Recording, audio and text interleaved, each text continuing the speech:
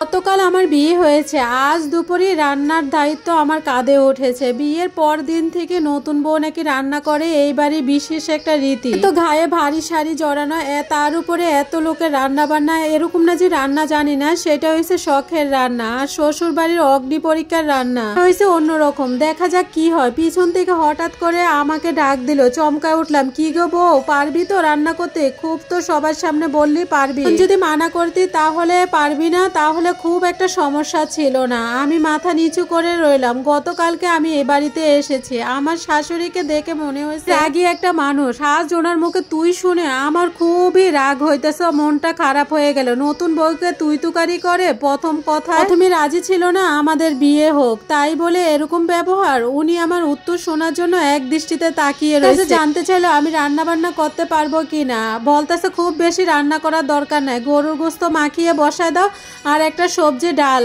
আর অনেক পাকা রাঁধুনির ভিতরে কিন্তু পোলাওটা পারফেক্ট হয় না, পোলাওটা মনোযোগ দিয়ে রান্না করো বলে মাথা নাড়ালাম। আমার শাশুড়ি রান্নাঘর থেকে চলে যাওয়ার সময় আমার চাচের শাশুড়ি পিছন থেকে বলতেছে, আরে আরে কাকে রান্নাঘরে দেখলাম? বউর জন্য রান্নাঘরে পাওয়া পড়লো তোমার ভাবি? কয়েক বছর তো রান্নাই করো না, বউকে সাহায্যই করো, তাহলে রান্না করতে দিলা কেন? নিয়ম তো মানা হলো না। আমরা যেদিন প্রথম এই বাড়িতে বউ হয়ে এসেছিলাম আমরা কি রান্না করিনি? আপত্তি করলো চাচি শাশুড়ি। তখন আমার শাশুড়ি রেগে বলল, কি বলবি বল, আমি তো চা চেতে এসেছিলাম বৌমার কাছে, ও কেমন চা বানায় তা দেখার জন্য।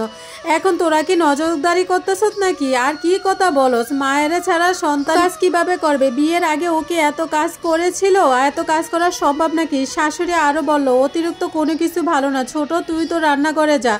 আমার শাশুড়ি এই কথা বলে রুমে চলে গেল। আমি রান্নাঘর থেকে এই কথা শুনে অবাক হয়ে গেলাম। একটু আগে তার মুখে তুই ডাক শুনে আমি বেশি বিরক্ত হয়ে গেছিলাম, আর উনি আমাকে সাহায্য করতে কিভাবে কথা বলো। কি অদ্ভুত মানুষের মন। বুঝতে পারলাম ওনার নিচু সুরে কথা বলা কারণ। পারলাম আমার চাষি শাশুড়ি আমার শাশুড়ির উপরে কথা বলা কোনো সাহসই নেই। আমার শাশুড়ি এই বাড়িতে অনেক ডাপটিও একজন মানুষ, সবাই ওনাকে ভালোবাসে, সম্মান করে। মনে ভাবলাম ওনার জন্য হলো রান্নাটা অন্তত ভালো করে করতে হবে। এরকম সময় রান্নাঘরে এসে বল, জরুরি কথা বলতেই তো ভুলে গেলাম, করে রান্না করতে বসো, তা না হলে দেখা যায় গায়ে আগুন লেগে গেলে মানুষে বলবে কি বৌমাকে পুড়ে মারার জন্য চেষ্টা করতেছে। এতজন মানুষের রান্না করতে পারবো তো? আমি বললাম হ্যাঁ মা পারবো। দিকে করে উনি একটা হাসি দিল। ওনার হাসি অদ্ভুত সুন্দর। আমার মনে হয় ওনার ছেলেও ওনার মতো করে সুন্দর করে হাসে। এসে কাপড় চোপড় চেঞ্জ করতে আমার স্বামী বলল, তুমি এতজন মানুষের রান্না করতে পারবা? আমি বললাম হ্যাঁ পারবো। বলতেছে না পারলে অল্প কিছু রান্না করো। অনেক ভালো লাগলো ওনার এই অদ্ভুত কথা।